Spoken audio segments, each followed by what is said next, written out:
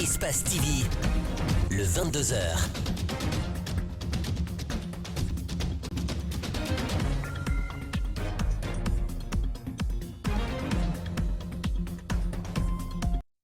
Il est 22h à Conakry. Bonsoir à tous. Bienvenue à cette édition. Tout de suite, le sommaire.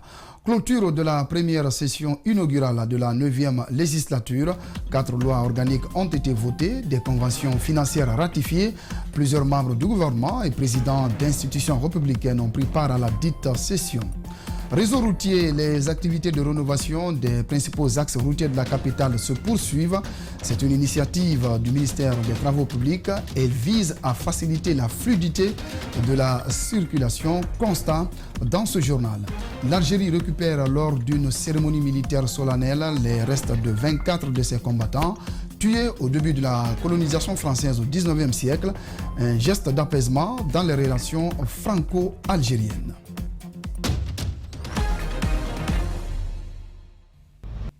Voilà pour le sommaire de ce 22h. Bienvenue à tous. Clôture ce vendredi à l'hémicycle de la première session inaugurale de la 9e législature. Après 2 mois d'exercice, le Parlement fait son bilan. 4 lois organiques ont été votées, des conventions financières ratifiées. Il s'agit entre autres de la convention entre la Guinée et le Palango Group Limited, la convention entre le Winning Consortium Simandou et la Guinée qui porte sur un investissement de 14 milliards de dollars. La prochaine session parlementaire est attendue pour le mois d'octobre.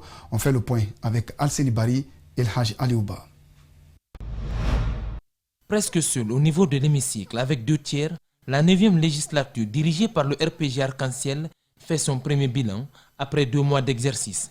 La session inaugurale, comme ils l'ont nommé, a commencé par l'installation du bureau de l'Assemblée nationale. S'ensuit l'amendement du règlement intérieur avec la prorogation de l'état d'urgence par 2 fois, dont la dernière le 16 juin 2020.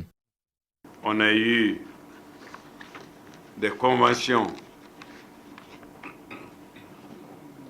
financières. Une première qui a porté sur une convention entre la Guinée et le Palango Group Limited qui doit servir à la construction des écoles, des infrastructures scolaires et professionnelles dans le domaine de l'éducation. On a ratifié, ou autorisé en tout cas la ratification d'une très importante convention qui est le Winning Consortium Simandou et entre le Winning Consortium Simandou et la Guinée, qui porte sur un investissement de 14 milliards de dollars. Ensuite, des prêts sous forme de dons ont été obtenus par l'hémicycle au dire du président de l'Assemblée nationale, Amadou Damaro Camara. De la part de l'IDA, il y en a 3 dans ce cas. Il y a le financement, le projet d'urgence pour la riposte et le renforcement de la préparation des systèmes de santé face à la COVID-19. Il y a l'autorisation de ratification de projets d'autonomisation des femmes et des filles et dividendes démographiques. Il y a la loi d'autorisation de ratification du procès verbal de négociations entre la République de Guinée et toujours l'IDA au sujet d'un programme d'appui au programme NAFA. À cela s'ajoute le vote de 4 lois organiques. La loi organique relative à l'organisation et le fonctionnement de la haute autorité de la communication. La loi organique portant organisation et fonctionnement du Conseil économique, social, environnemental et culturel. La loi organique portant organisation et fonctionnement de la Cour constitutionnelle et la loi portant amendement du règlement intérieur de l'Assemblée nationale.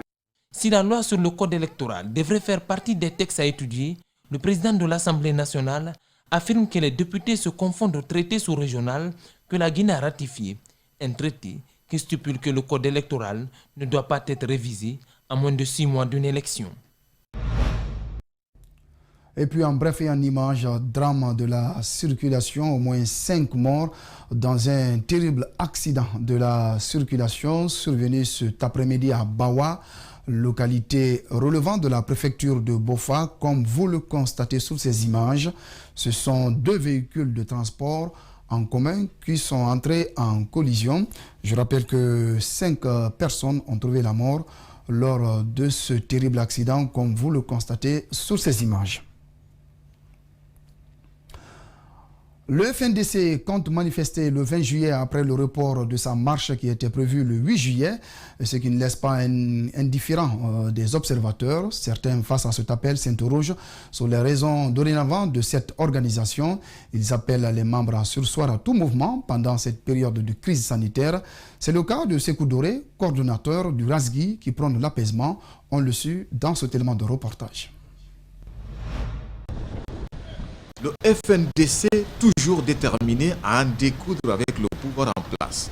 Les membres veulent, après un report, manifester le 20 juillet pour demander le départ du chef de l'État. Alors que la crise sanitaire est loin de montrer son épilogue, Sékou Doré appelle au calme. Quand il y a des manifestations, ce sont des enfants, ce sont des femmes, ce sont la population guinéenne qui en souffre. Ce ne sont pas ces leaders politiques, non plus ceux de l'opposition et ceux de la mouvance. Le coordinateur du RASGI a également déploré les heurts qui se sont produits entre les forces de l'ordre et les membres du Front National pour la défense de la Constitution. Toutefois, certains de leurs camarades sont emprisonnés depuis quelques mois à l'intérieur du pays. L'État doit prendre ses responsabilités pour libérer tous les détenus politiques. Et bien sûr, après avoir fini de faire la lumière pour savoir, pour situer les responsabilités, qui a fait quoi. Parce qu'il y a une série d'emprisonner injustement un fils, un Guinéen. Cet acteur de la société civile n'a pas hésité d'évoquer le processus électoral. Il invite les principaux partis politiques d'opposition qui composent le FNDC à ne pas accepter la politique de la chaise vide. Les acteurs politiques doivent s'engager dans le processus électoral. Bien sûr, avec des conditionnalités, mais ces conditionnalités qui pourraient être discutées autour d'une table et non dans la rue. Pour l'heure, la CENI déroule tranquillement ses activités. Après la réunion interpartie, s'est ouvert ce samedi la formation des formateurs des démembrements de l'institution électorale. Restons dans le même cadre pour dire que certains détenus du FNDC à l'intérieur du pays sont malades. Leur avocat, Maître Salif Beyavougui, y a effectué une tournée et demande dans ce cas la libération de leurs clients. Toutefois, il salue l'effort des autorités judiciaires sur l'avancement du dossier. Il est au micro de la rédaction d'Espace TV. On l'écoute. Ils sont pratiquement tous malades. Ils portent des gardes des infections liées à leurs conditions de détention draconienne. Cependant, il faut le reconnaître que le régisseur et le procureur général de la Cour d'appel de Cancan font assez, mais tout cela ne peut être jugulé que par leur remise en liberté. Et à Cancan, j'ai tenu une audience qui portait sur leur remise en liberté et leur prise en charge médicale. Là, nous sommes dans l'attente de la décision judiciaire que je souhaite vivement conforme à la loi. C'est que je me suis adressé effectivement au pôle de juge d'instruction par un courrier au procureur de la République, avec ampliation au procureur général et même au garde des Sceaux. D'accord. Dans le courrier, ce que j'ai demandé, c'est l'application de l'article préliminaire du Code de procédure pénale, qui veut que tout citoyen en conflit avec la loi, effectivement, qui est poursuivi ou qui fait l'objet d'accusation, que cette accusation soit tranchée, examinée dans un délai raisonnable. Badra Koné a officiellement lancé le nom de son mouvement NGP, entendez Nouvelle Génération Politique, devant plusieurs autres présidents de partis politiques ce samedi. Dans son discours, Badra Koné a dégagé l'objectif qui consiste pour lui à promouvoir un véritable débat politique autour des programmes de développement fondés sur les réalités du pays. Vous suivrez cet élément dans nos prochaines éditions avec un reportage qui sera signé de Mohamed Valek Touré. Après la sortie du ministre des Transports devant les médias, les citoyens ont jugé exorbitant les chiffres avancés par Aboubakar Silla. Les chauffeurs de bus ne se retrouvent pas dans les propos de leur département de tutelle. Ils passent des moments compliqués. Mamadou Sadio Baldé et Aboubakar Keke Bangoura nous signent ce reportage. Ils vivent l'enfer dans les bus, ils ont un salaire de misère. Le coronavirus est venu aggraver leurs conditions de vie. Ces chauffeurs sont à la fois hantés par leur présent et par leur futur. Le mois d'août prochain, ça sera 2 ans.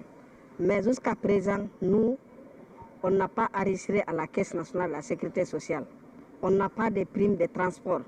Durant le 3 mois gratuit qui est passé là, parfois on peut garer le bus, on fait à pied jusqu'à la maison, par manque de transport. Comme pour la quasi-totalité des services publics et privés du pays, c'est sans surprise que les heures supplémentaires de ces conducteurs ne soient pas payées. Curieusement, les retards et les cas de maladie excédant 72 heures sont pénalisés. Nous, on n'a pas pris en charge. Quand tu tombes en maladie, si tu n'as pas l'argent, tu vas mourir. On coupe sur ton salaire le nombre de jours que tu as fait que tu n'as pas te présenté. On coupe sur ton salaire. Quand tu viens en retard, on coupe sur ton salaire. Alors que quand tu te pénalises sur ton travail jusqu'à 1 heure, 2 heures, 3 heures, cela, rien n'est payé. Quand tu parles l'affaire des syndicats, on te licencie. Actuellement, 40 bus circulent dans la capitale. L'autoroute, 3 fois celle des Princes, et moins de 20 personnes sont autorisées à prendre place. Actuellement là, il y a 30 bus qui roulent sur l'autoroute. Il y a 10 bus qui roulent sur la route des Princes. Le bus prend actuellement là 19 personnes par place. On en vient à cet élément annoncé au sommaire de ce 22h, reprise des activités de rénovation des principaux axes routiers de la capitale. C'est une initiative du ministère des Travaux publics. Objectif, faciliter la fluidité de la circulation routière. Cependant, ces activités reprennent à un moment où les grandes pluies refont surface. Les spécialistes des questions routières évoquent des menaces que ces eaux peuvent avoir sur la construction des routes.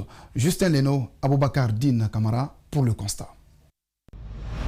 Le tronçon Matoto-Sangoya, cible de plusieurs embouteillages. Les travaux de rénovation de cette route sont relancés alors que les grandes pluies pointent à l'horizon. Une inquiétude pour cet ingénieur et spécialiste des questions routières. Quand les eaux de pluie ne peuvent plus vraiment ruisseler dans les caniveaux et que franchement elles débordent pour complètement envahir la chaussée, sur le plan de la sécurité routière constitue un problème majeur. C'est que ces eaux-là empêchent les véhicules de rouler normalement parce qu'avec la vitesse, ça fait des jets d'eau qui obstruent la visibilité. Bala Moussa Konate poursuit que la saison des pluies n'est pas le moment propice pour la rénovation d'une infrastructure routière. Tout ce qui reste clair, la saison des pluies constitue le moment le moins favorable pour faire des routes de qualité. Cependant, la maîtrise de la technique nous permet aujourd'hui de faire assez de choses pouvant permettre alors, aux usagers de la route de ne pas sentir cette agressivité de la nature. Ça se prépare avant tout pendant la saison sèche. C'est pourquoi cet ingénieur en pont et chaussée recommande d'éviter la construction des maisons sur le passage de l'eau et procéder au curage des caniveaux. Tout ce qu'on peut faire, c'est de faire des travaux d'assainissement et on peut même faire des caniveaux. On peut canaliser les eaux. On peut faire, comme actuellement on est en train de faire des pavages par endroits, juste pour boucher des trous, rien que pour boucher des trous, permettre au moins, franchement, aux usagers de la route de pratiquer la route. La construction et la rénovation des infrastructures routières est une préoccupation majeure du ministère guinéen des Travaux publics. Cependant, la durée de vie des routes guinéennes reste encore un défi à relever. Le sel de cuisine est une substance que l'on retrouve dans la plupart des repas consommés en Guinée, mais sa mauvaise utilisation par beaucoup de personnes provoque des maladies et fait de nos jours assez de victimes. Selon le constat des médecins, Djenab Bangora et Ibrahima Sourissouma ont rencontré un spécialiste pour en savoir davantage. Reportage. Le sel est un produit indispensable et très présent dans notre alimentation quotidienne. Il joue un rôle de régulateur dans l'organisme en apportant l'équilibre hydrique global. Mais plusieurs personnes passent outre la dose recommandée par jour, ce qui n'est pas sans conséquence sur la santé. Les femmes maîtrisent la quantité du sel à mettre dans la sauce. Le bannir dans la consommation crée des problèmes et l'utiliser excessivement peut être source du développement de plusieurs maladies dans l'organisme. En ajoutant l'iode dans le sel, ça peut traiter les maladies, les troubles dus à la carence en iode que vous voyez souvent les femmes qui ont leur cou gonflé, là, qu'on appelle le goitre. Ça peut vraiment lutter contre vraiment ces troubles-là qui occasionnent le goitre. Donc ça veut dire que c'est un aliment, mais aussi un aliment médicament. Le sel, malgré que c'est un aliment, mais aussi ça a des effets néfastes sur la santé. Si l'excès est là, ça peut provoquer les maladies cardiovasculaires. Ça peut aussi retenir l'eau dans les tissus, que vous voyez que le gonflement des tissus, vous allez voir, toutefois les pieds ou bien les dos des mains, vous allez voir que c'est gonflé, ça se traduit par les œdèmes. Également, ça peut provoquer l'insuffisance rénale. Mandiou Bangoura, hypertendu, a dû diminuer la consommation du sel sur recommandation des médecins. Il en est de même pour Rawa, dont la décision de changer l'habitude alimentaire est personnelle. J'avais un mal de corps en général, mais depuis que j'ai limité la consommation, j'ai ressenti un certain équilibre au niveau du corps. J'ai mangé pendant un mois. Quand je me suis sentie mal, j'ai arrêté de consommer le sel.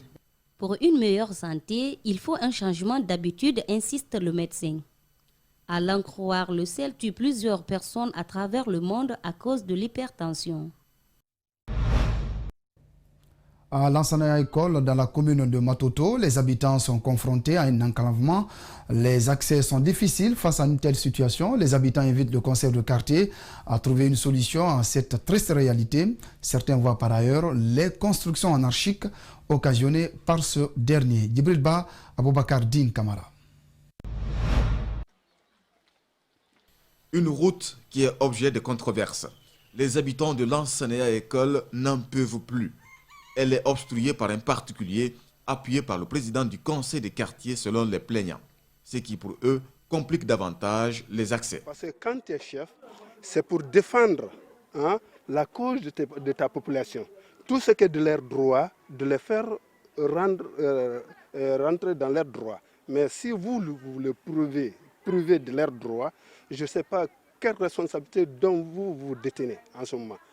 Parce que la route là, et quand ils ont mis le marché, ce marché même est créé par moi, que tout l'enseignant connaît. C'est moi qui ai créé ce marché. Tout l'enseignant témoigne de ça. Donc après leur occupation, ils ont venu pour vendre les portions de terrain, 3 mètres à 3 500 000. C'est l'ambition de 3 500 000 qui les a conduits jusqu'à les ramener fermer notre route. À vive voix, les habitants veulent régler cette situation à l'amiable avec le colonel, leur voisin qu'ils reprochent sans état d'âme. Tous ces voisins sont dans la même situation. Nous ne voulons pas de querelles. Nous voulons juste interpeller l'État par rapport à ce problème. Après plusieurs tractations, leurs voisins rechignent et souhaitent réellement tresser une cour pour son bâtiment. Un moment, dehors de son déplacement, parce qu'il servait à Zéro-Corée, il est venu, il me dit qu'il veut faire la clôture. J'ai dit un bon chevaux, il dit non, qu'il veut barrer l'eau qui coule descend sur lui. J'ai dit, mais au lieu de barrer la route, mais vous cherchez à clôturer chez vous. Au moment où nous allions sous presse, nous apprenons que l'autorité locale prévoit une réunion pour débloquer la situation.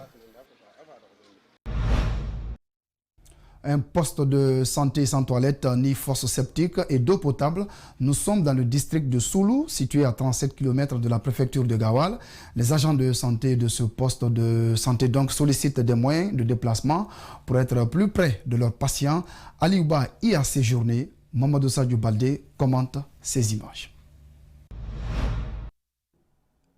Un poste de santé flambant neuf pour le district de Soulou, situé à 19 km de la sous-préfecture de Touba. Grâce à l'ANAFIC, ces deux bâtiments, l'un dédié aux soins et l'autre construit pour le logement du personnel. Francine Loa est pour le moment assistée par un jeune de la localité. Elle se souvient des conditions de travail au début de l'aventure. Parce qu'au départ, le poste était en mauvais état, mais grâce au gouvernement, au professeur Alpha Condé, ANAFIC a construit un nouveau poste. Et il n'y avait pas de moyens de déplacement, mais grâce au projet, on a eu une moto âgée, plus un frigo, à des panneaux. Voici le premier bâtiment. Il est construit depuis 1999. Francine n'a pas encore totalement quitté ses bureaux. Le paludisme est l'une des pathologies les plus fréquentes ici. Heureusement, elle n'enregistre pas de rupture en produits. Grâce au projet Stop Palu, nous ne sommes pas en manque de médicaments. Ça, les AR, les TDR, on les reçoit permanemment. Même tout récemment, Anafrique a envoyé des médicaments pour le nouveau poste. Un poste de santé, petit soit-il, ne peut fonctionner sans toilette, sans fosse septique, encore moins de l'eau potable. Donc, ça reste la douce de la salle d'accouchement, des fosses septiques et le fourrage. On doit avoir un fourrage ici, mais on a des difficultés d'avoir de l'eau. L'eau est une denrée rare dans cette localité. D'ailleurs, les habitants, le bétail, se ravitaillent près d'un point d'eau et là aussi pendant l'hivernage. En saison sèche, il faut marcher au moins 4 km pour s'offrir une goutte d'eau. La préfecture de Mamou se dote d'une clinique privée. L'inauguration de l'infrastructure s'est déroulée ce samedi 4 juillet au quartier Pétel-Balia, sous les auspices du gouverneur de région et plusieurs personnalités du monde médical. Depuis Mamou, suivez ce compte-rendu de notre correspondant Alpha Mamoudou Bari. Bâti sur une superficie de 1187,500 m², ce centre médical associatif R+3, dénommé C1204, est l'œuvre de deux amis qui se sont fixés pour objectif répondre aux besoins de leurs concitoyens en matière de santé publique. L'inauguration de l'édifice a connu la présence des autorités à tous les niveaux, mais aussi les citoyens venus des 28 quartiers de la commune urbaine. Ce beau bijou que vous voyez ici est un bijou produit par des jeunes étudiants qui se sont vraiment rassemblés pour faire ce travail. Composé d'un bloc de chirurgie, une pédiatrie, une maternité, un laboratoire, une échographie et une radiographie, ce centre médical prend en compte tous les progrès de la médecine moderne. Ce bâtiment d'R+3 compte en son sein un bureau des entrées, une salle d'accueil, une unité d'urgence, une unité de consultation médicale, une unité de consultation chirurgicale, une unité de consultation en pédiatrie, une unité de consultation gynécologique, une unité de soins en électrothérapie. S'exprimant au nom du gouverneur de région, le directeur régional de la santé de Mamou loue les efforts des initiateurs. Il s'agit là de la mise en œuvre de manière concrète, palpable et efficace de la politique nationale de la santé. C'est pourquoi nous saluons les heureux initiateurs. C'est par la coupe de l'accord inaugural, suivi de la visite des équipements, que la cérémonie a pris fin.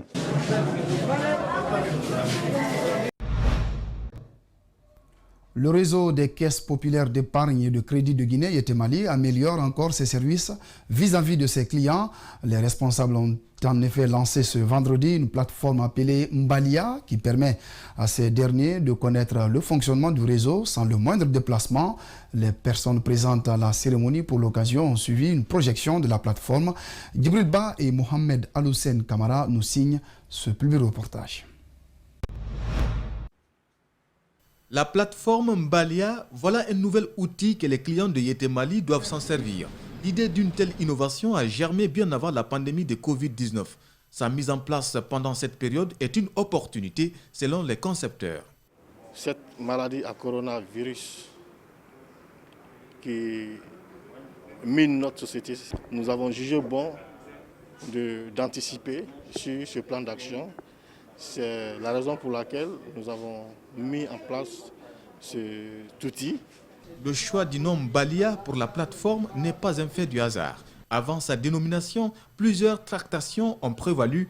Finalement, nous avons décidé quand même de choisir un nom du terroir, un nom connu. Mbalia, c'est un nom de chez nous. C'est ce qui fait la différence entre notre chatbot et chatbots des autres institutions financières de la place que vous connaissez déjà. Mbalia est celle qui, pour la première fois, a donné le nom de la microfinance Yete Mali. Toutefois, à l'orée de la technologie, chaque entreprise financière peaufine son mode de fonctionnement. Les responsables de Yete Mali sont donc motivés par cette volonté. Pendant la cérémonie, les convives s'évertuent à se familiariser aux nouveaux outils. Et nos collaborateurs qui travaillent à la communication, qui sont tout le temps appelés, même la nuit, sont appelés par des gens qui sont en Guinée et à l'extérieur du pays pour avoir des informations sur un tel ou un tel produit. Et nous ratons beaucoup d'appels. Yete Mali est une microfinance qui a été créée en 1997. Son but est d'aider des associations, des coopératives ou des particuliers, gage du développement local et de la bonne utilisation des revenus de ces derniers. Parlons à présent culture. Dans ce journal, 3 jeunes écrivains guinéens se distinguent parmi une cinquantaine dans le prix du jeune écrivain. Un concours donc qui est organisé chaque année par la structure L'Harmattan Guinée. L'organisatrice a mis l'occasion à profit lors de cette remise de lancer un autre concours des mots dans le cadre de la lutte contre le coronavirus. Bernard Koundouno, Aboubakar Dim Kamara, explication. Ils ont été nombreux à écrire sur des thématiques diverses sur la société guinéenne. Le concours intitulé « Le prix du jeune écrivain guinéen » a livré son verdict. Ce jeune écrivain lauréat s'est basé sur l'histoire d'une jeune fille victime de viol très marquée. Il l'exprime à travers sa plume. J'ai raconté l'histoire. C'est une histoire vraie, l'histoire d'une jeune fille qui est victime de viol.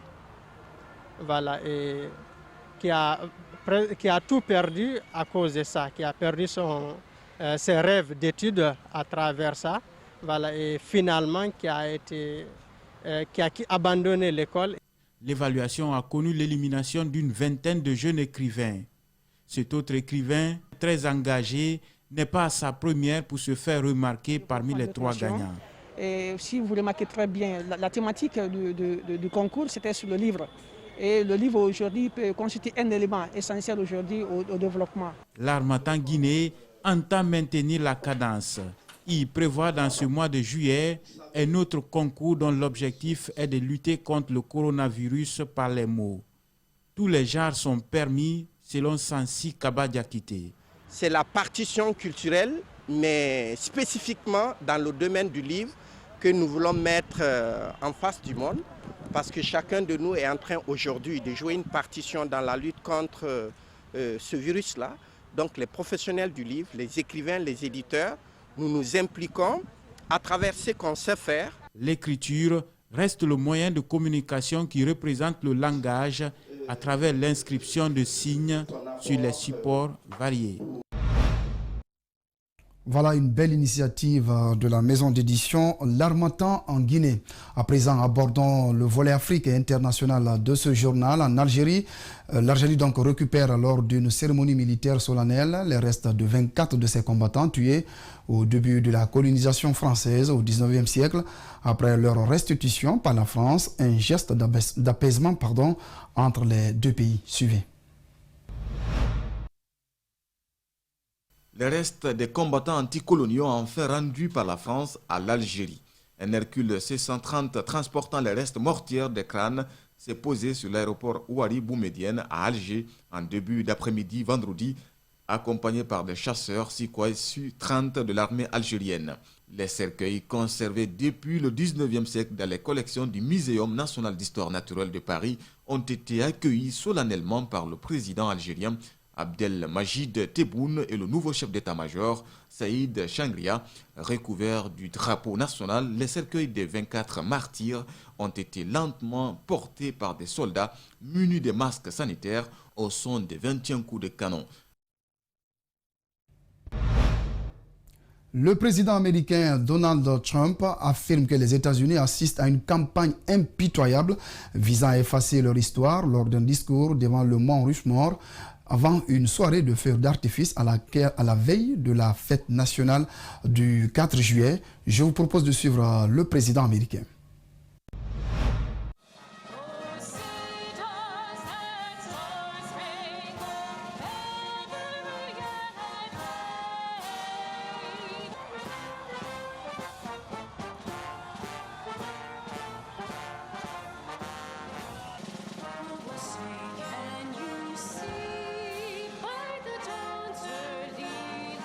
Our nation is witnessing a merciless campaign to wipe out our history, defame our heroes, erase our values, and indoctrinate our children.